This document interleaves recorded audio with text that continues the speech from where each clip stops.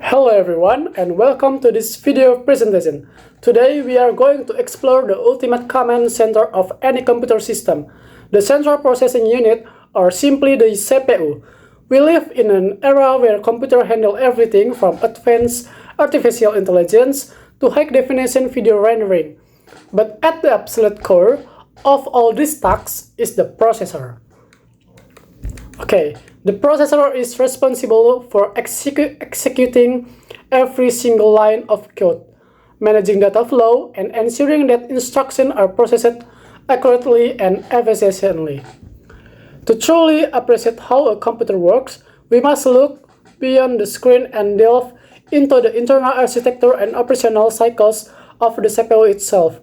In this video, we will break down the fundamental structure of processor, examine its internal components, and walk step by step through the magical sequence known as the instruction cycle. Okay, next, to understand how a processor functions, we must first look at its internal anatomy. A processor is not just one uniform block of silicon. Rather, it is a highly organized collection of specialized components working in perfect harmony. The first major component is the arithmetic logic unit, or the ALU. The ALU in the system mathematician and logician, it is the exact place where actual data processing occurs, performing arithmetic operations like addition and subtraction, alongside logical operations such as AND, OR, NOT, and NOT gates. The second primary component is the control unit. If the ALU is the muscle of the processor, the control unit is the brain.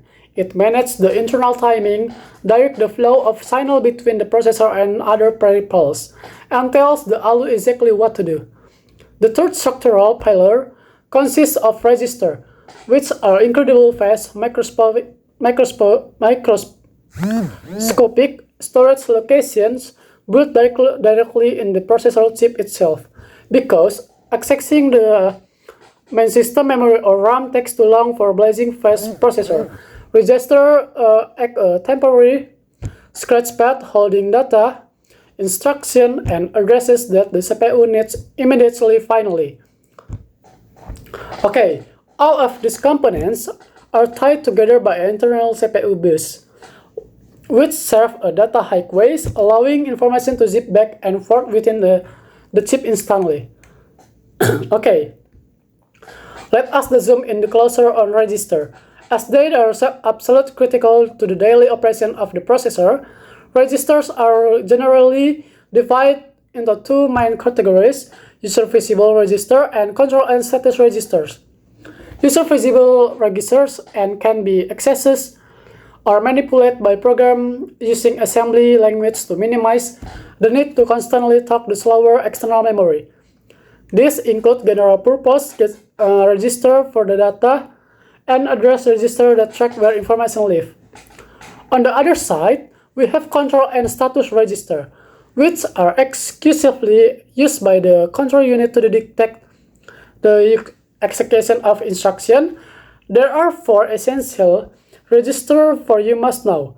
First is the program's counter, or PC, which holds the memory address of the very next instruction while waiting to be executed. Second is the instruction register, or ER, which holds the actual instruction that is currently being processed.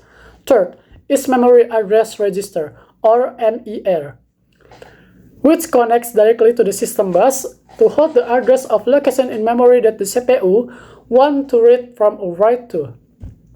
Fourth is the memory buffer register, or MBR, which directly holds the data that was just read from memory or is about to be saved into memory.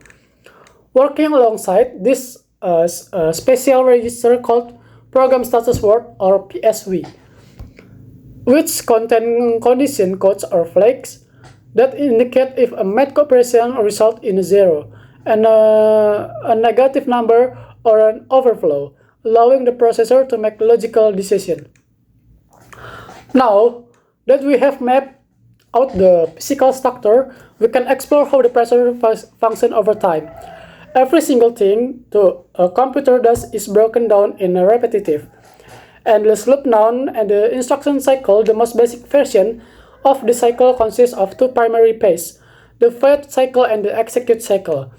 The process begins with the fetch cycle. The control unit looks at the program counter to see where the next instruction lives in the memory. It copies to the address to the memory address register, sends a read signal across the system bus, and the main memory responds by sending the instruction back, which lands safely inside the memory buffer register. From there, the instruction is transferred into the instruction register. Immediately after this fetch happens, the program counter automatically increments or moves up by 1, pointing to the next instruction in line so the processor never loses its place. Once the instruction is safely nestled in the instruction register, the processor enters the code phase. Here, the control unit analyzes by the binary code of the instruction to figure out exactly what needs to be done, whether it is the addition task and data movement task or jump to a different part of the program. Okay, next. However, real-world computing is rarely this simple. Often an instruction requires an extra step known as containing the real data. The processor must execute an indirect cycle. It has to take the initial address, look into the memory to fetch the true final address of the data, and only then can it proceed. Just when you think the loop is complete, there is one final crucial phase that modern processor must handle. The interrupt cycle. At the end, every single execute before fetching the next instruction, the processor pauses momentarily to check if any external device like keyboard or mouse have sent an interrupt signal if an interrupt signal is detected. Okay.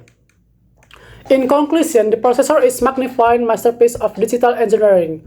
Function to relentless execution of instruction is made possible by a factor that balances the brute mathematical force of the ALU, the strict orchestration of the control unit, and the lightning fast storage of internal register.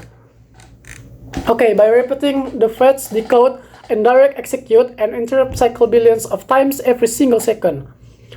Understanding this intricate dance between structure and function gives us the true appreciation for the heart of computer architecture. Thank you so much for your time and attention during this presentation. Bye. Bye nggak tuh anjir lah.